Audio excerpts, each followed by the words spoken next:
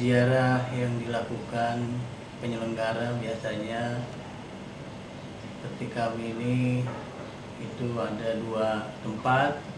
Pertama adalah di Madinah. Ya, di Madinah ini ziarah dilakukan biasanya pada waktu setelah sarapan pagi. Ya, jadi jamaah sebelum berangkat menuju tempat ziarah dianjurkan untuk mengambil wudhu. Nah, setelah mengambil wudhu sudah lengkap semua, jamaah berangkat. Yang pertama kali kita berangkatkan adalah ke Masjid Quba. Masjid Quba adalah masjid yang pertama kali dibangun oleh Rasulullah. Kenapa kita harus pertama kali ke Masjid Quba? Karena Rasulullah bersabda, barang siapa yang bersuci dari tempatnya kemudian pergi ke Masjid Quba, maka insya Allah akan mendapatkan pahala 1 kali umroh. Jadi tanpa sa'i, tanpa tawaf, ya, kita setara pahalanya dengan 1 kali umroh. Nah, dari tempat Masjid Quba biasanya kita menuju kepada tempat ziarah yang kedua, yaitu Jabal Uhud. Di Jabal Uhud ini tentunya semua sudah tahu bahwa adalah satu perjalanan perang Uhud ketika masa Rasulullah. Itu kira-kira abad ke-3 Hijriah. Ya. Jadi di sana kita sekalian berziarah ke makam paman Rasulullah, yaitu Sayyidina Hamzah radhiyallahu an. Setelah dari sana kita menuju biasanya ke kebun kurma. Nah, inilah yang rata-rata para penyelenggara agak lama di sana karena pada umumnya para jemaah haji belanja oleh-olehnya, terutama kurma dan lain-lain. Dari tempat kebun kurma kita kemudian menuju kepada Mushaf Quran. Mushaf Quran yaitu pabrik terbesar Al-Quran seluruh dunia.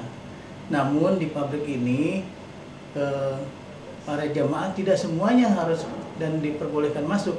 Yang boleh masuk hanya laki-laki, sedangkan perempuannya itu di luar. Jadi ada sebuah kantin di mana diperjualbelikan kaset-kaset maupun Al-Quran.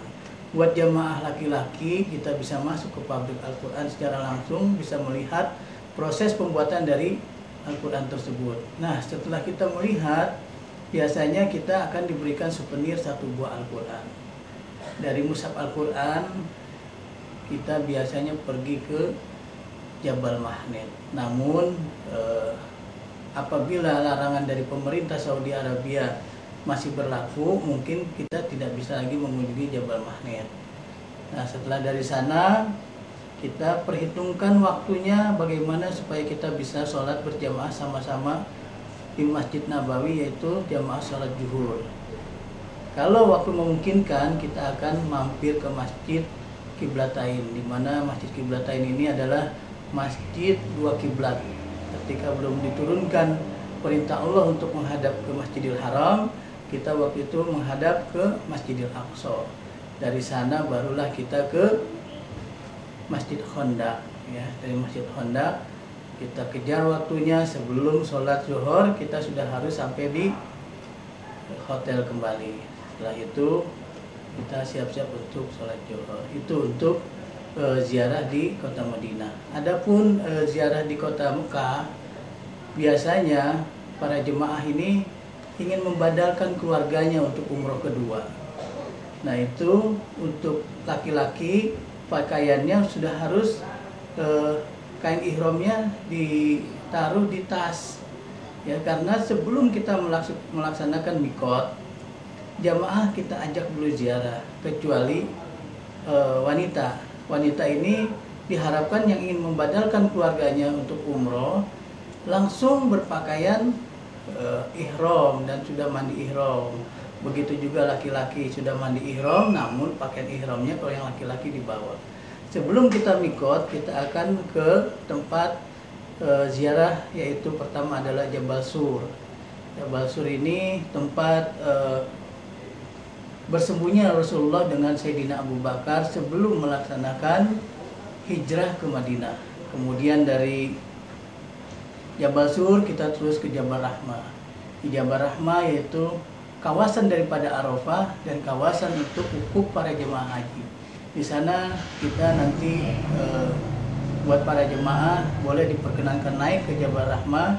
Di sanalah tempat pertemuan daripada Nabi Allah Adam alaihissalam dengan Siti Hawa. Nah, dari Arafah kita bawa jemaah berziarah, mengenalkan ini bagaimana tempat Musdalifah, tempat mabit kita sebelum kita masuk ke Mina dari wukuf. Kemudian kita ajak ke Mina, bagaimana hari tasyrik, hari tarwiyah kita menetap di sana bermalam ya. Kemudian dari Mina kita menuju kepada Jabal Nur.